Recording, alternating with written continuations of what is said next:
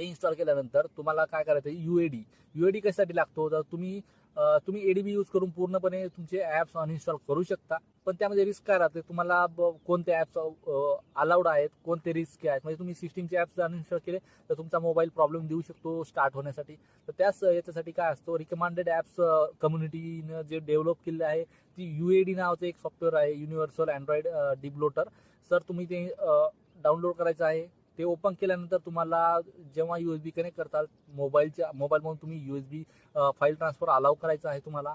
आणि त्यानंतर तुम्हाला सर्व काही तिथं ऍप्स दिसतात. रिकमेंडेड ऍप्स जे काय आहेत ते तुम्ही अनइन्स्टॉल करू शकता, जे की कम्युनिटीनं प्रिपेअर केले आहेत. आणि तुम्हाला जर पूर्ण व्हिडिओ पाहिजे असेल की याच्यानं कसा होऊ शकतो, हे कसं करायचं आहे, याबद्दल जर डिटेल्स गाईडमध्ये पाहिजे असेल तर तुम्ही नक्कीच कमेंट करा. आपण त्यावर पण एक डिटेल्समध्ये व्हिडिओ बनवूया. तुम्ही एडीबी यूज करून पूर्णपणे तुमचे ऍप्स अनइन्स्टॉल करू शकता. पण त्यामध्ये रिस्क काय राहते, तुम्हाला कोणते ऍप्स अलाउड आहेत, कोणते रिस्क आहेत. म्हणजे तुम्ही सिस्टीमचे ऍप्स अनइन्स्टॉल केले तर तुमचा मोबाईल प्रॉब्लेम देऊ शकतो स्टार्ट होण्यासाठी.